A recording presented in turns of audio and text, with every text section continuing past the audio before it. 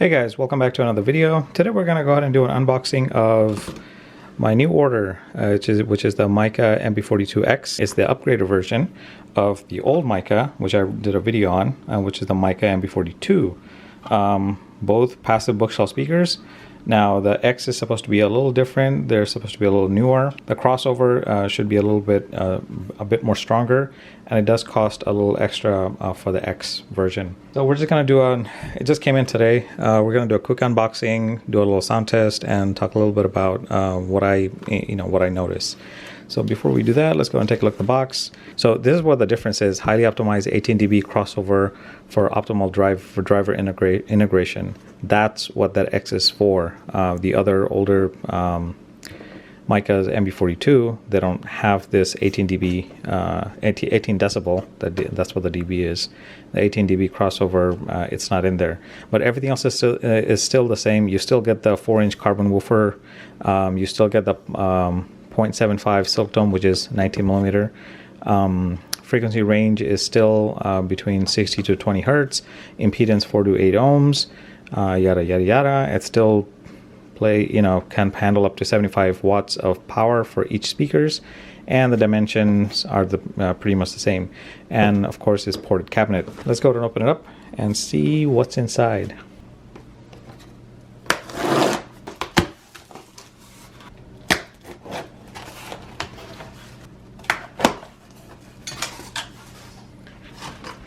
All right, as soon as you open it, you get greeted with this, product sheet.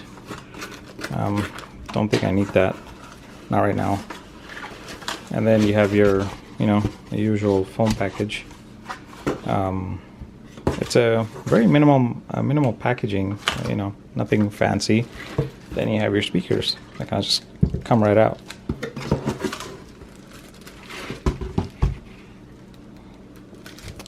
And that's it. That's all there is. There you have it, the Micca MB42X. So we'll just tear it open. The smell of new speakers.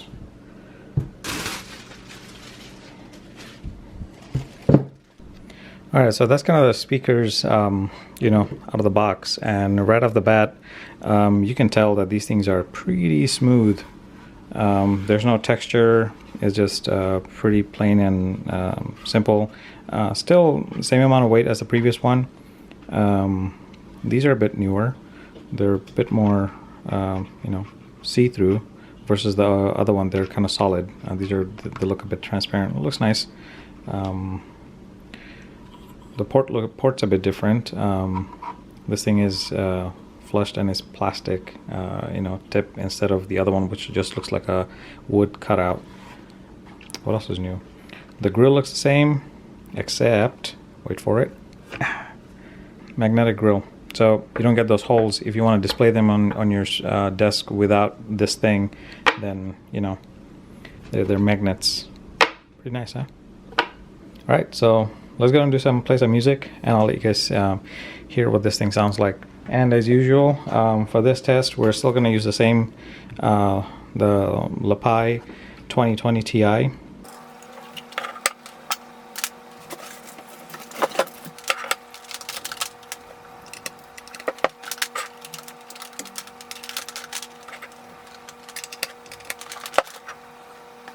All right, I think I'm ready with my setup. We're good to go. The speakers are about, let's say, I don't know, about 1.5 feet away from me. This time I'm not going to max out the volume that much, because I think, increasing the volume too much kind of messes up with the microphone. So I'm going to keep the volume on the medium end, kind of like in the middle. And then, maybe gradually here and there, I'll increase the volume here, just so you guys can hear it a little differently. Power on. I'm going to keep the treble and the bass in the middle. No adjustment. And then as I play, I'm going to increase the volume as we go by. We'll play the same soundtrack as we did on the last video.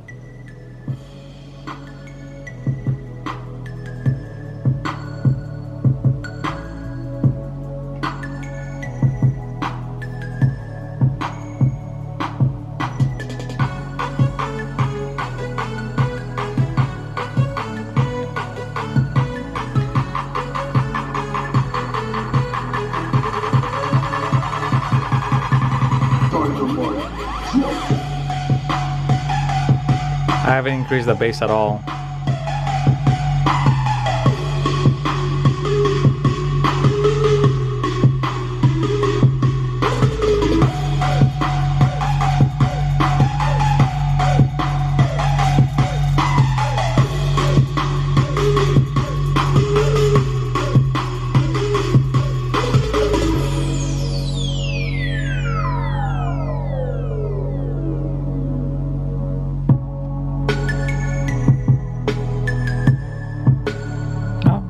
They sound pretty good.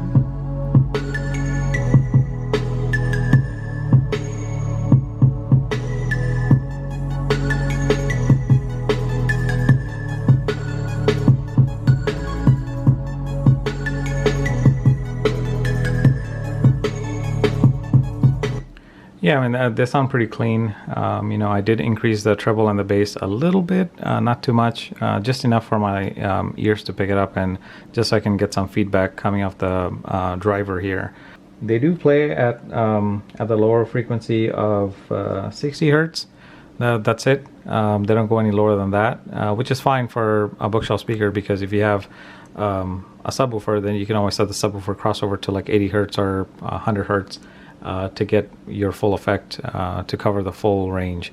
But the speaker will be able to play most of it, you know, no problem, from 60 to 20 kilohertz. All right, that was music. Let's do something else. Let's play, let's see if I can pick up some gaming clips. You're fighting the wrong man. Have it your way. Have much time, please! I'll turn over the anti-serum when Osborne pays for his crime!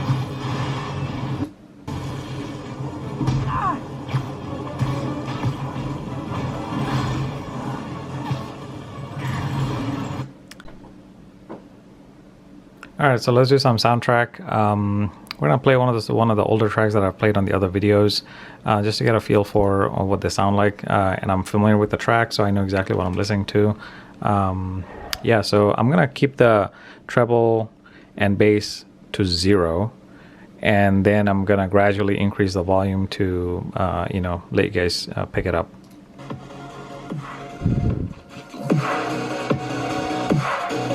This is like no treble, no bass.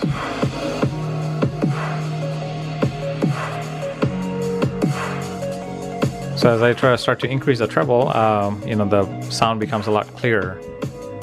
So we'll keep it in the middle, and then we'll increase the bass.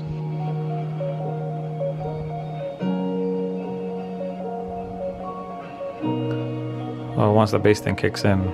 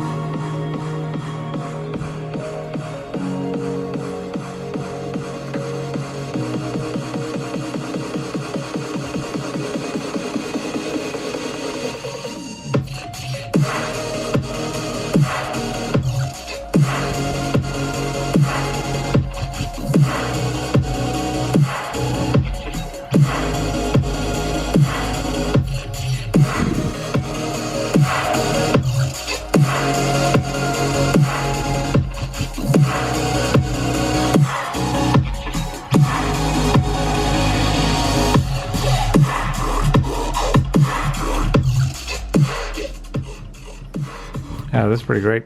The driver does make a difference. I noticed whatever they put inside the 18 decibel crossover, it actually amplifies the bass on these speakers. So, you know, it definitely makes a difference. So for the time being, that was just a quick look, unboxing of Micca MB42X, just to give you guys a taste.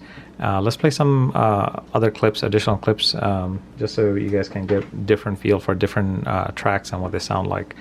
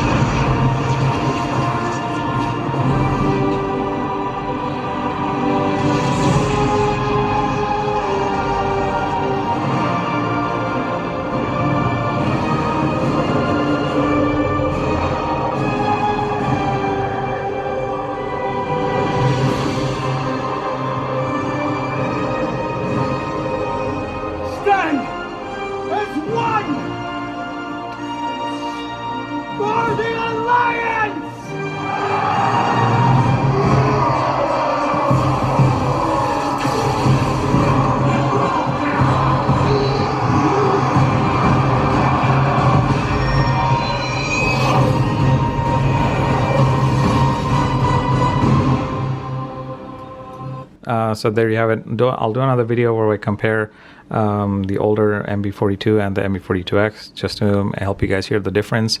But so far, these are living up to the expectation. The extra price that you paid, they do kind of sum up, you know, how well you can run them and how strong you can run them.